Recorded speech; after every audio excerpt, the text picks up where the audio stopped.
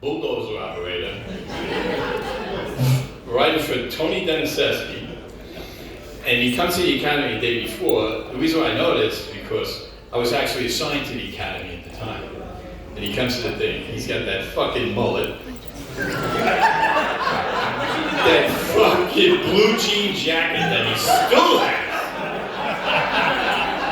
And he knew he was running late. So he comes off the fucking bulldozer straight to the police academy. He's got those fucking cut-off shorts. Fucking jean shorts and shit. Daisy Dukes. So his group in the academy, there was this guy named Tom Watson. This piece of shit, he retired. This fucking guy went up there to teach defensive tactics. And what they do is they have these, like plastic batons you would use to hit people with, because it's practice. You never get hit with a full fucking, full baton. You get hit with that. Well, Waspa comes up to me. Sean knew him, and Sean was, I think, might have been in the group. This motherfucker decided the blue is so fucking stupid. He takes a full baton and fucking hits me in the leg and knocks my ass to the ground. And I see the smirk on this fuck's face, which I never forgot. So Sean wound up coming to the squad, and unfortunately, I was his FTO for what, a couple of weeks? I was his FTO in special police work he had made, by the way. I taught him everything, not just me. But it was me. Donnie Green was the sergeant. Tim Buckley was in 603. I was in 604. We had a lot of downtime on fucking midnights. We used to record movies. I would bring a movie camera, which, the big ones. 8mm. Whatever they are. Beta. Those two. So I had this camera. We used to. Sean was our fucking go-to. We put him on all the he was the actor. We had a couple of things where we made him run into Dunkin' Donuts, we would follow. Then we would leave him there and he wouldn't know where I was. He'd be all pissed off. So he had kind of a taste of some yucks, as we call it, early on in his career. So I always remember this name because I'm going to get to this name in a couple of minutes and I will refer to him. He's not here tonight, Joe Grad. Just remember Joe Grad. So Sean goes from FTO, he goes into the squads. Winds up on my squad again, and he had a pretty good career. Sean, pretty good sized guy. And he was a pretty aggressive cop along the way. But I didn't realize how much ass kissing he was doing during that whole fucking career. All of a sudden, this fucks. He's in the fucking, semi-detective unit downstairs in the crew office. We all wind up down there. He was pretty tight with Dennis Fagan. Again, Sean was a very aggressive cop. Gets promoted to sergeant. He becomes my fucking sergeant. What a disaster. He'll tell you that I'm the hardest motherfucker to supervise because Still on time. I would call 10 minutes before the tour telling me I ate a bad olive in a martini bar last night. I'm not going to make it to work. He used to fortunately be able to give me the time off. But during that time in the crew unit, Sean, I know you all know, was a race car driver. Riverhead Raceway.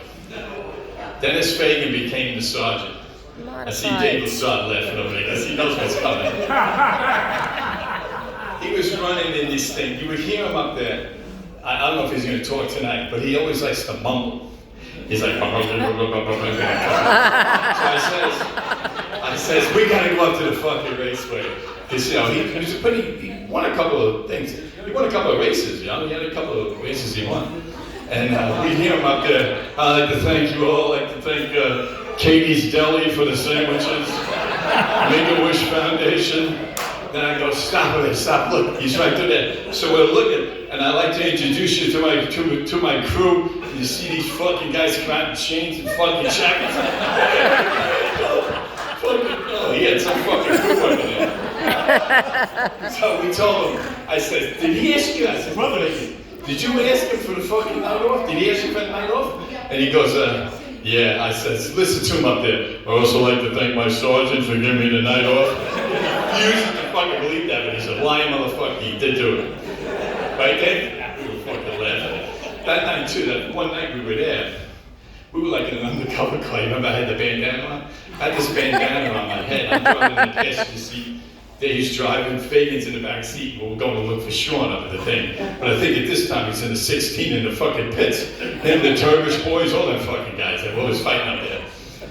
So we're driving through, I says, I don't know where he is, I think he's right. All of a sudden I hear some guy go, holy shit, that's an ugly motherfucker right there. And he's pointing at me.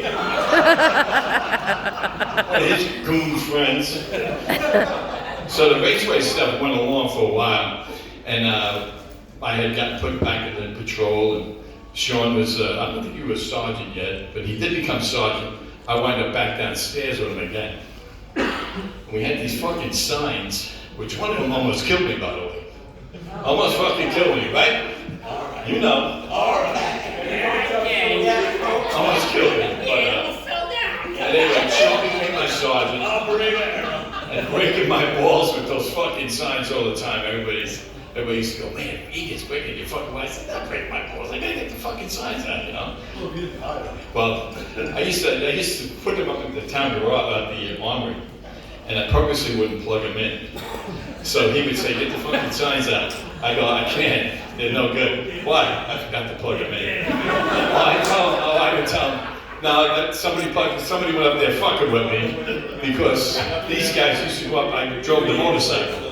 I would leave it at the armory, and these guys go out on the dive thing, and I go to get on the motorcycle. We were going to Nassau County for the unfortunate loss of a police officer.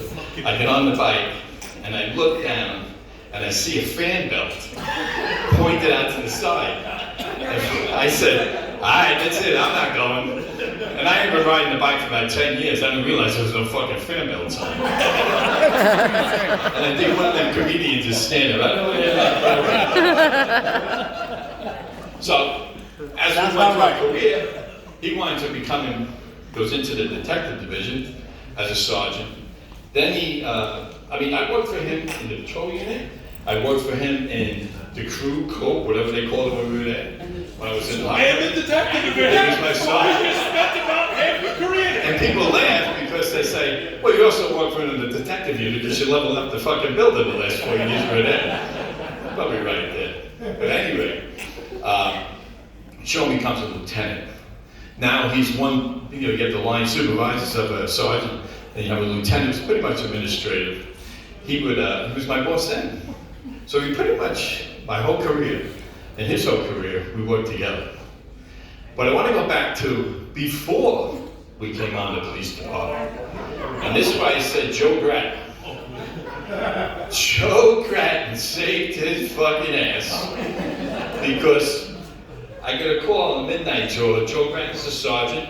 I'm the 605 guy. I get a call up to the Ostrander Hess station at Ostrander Avenue.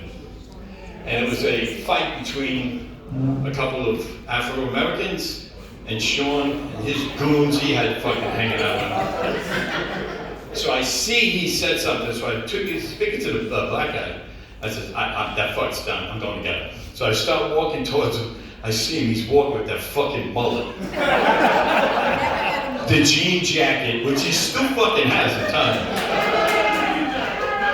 Those fucking untied work boots and shit, just like a real piece of shit. I says, he's fucking done. I'm coming to fucking get him. So he says the reason why I didn't lock him up is for a 4-letter word, fear, F-E-A. Get the fuck out of here. I was gonna beat his fucking ass. I know how big he is now. I was gonna beat his fucking ass. I go, he's going to fucking jail. So I go to grab that fucking mullet, and Joe Grattan saved his ass. He goes, no, he works for Tony Deniseski, let him go. I says, he committed a fucking A1 felony. Nope, he's gotta go. That's why he's a cop today. It wasn't for Joe Grattan. So you should head down to 427 Ostrander Avenue and do what you're supposed to do, which you probably did 100 times before. Go over there and give him a real birthday present. Because he saved your ass. And all the yucking and joking and stuff, though. Sean's a good guy. A personal guy. Badass, too. We went out to, Sean's a tough guy.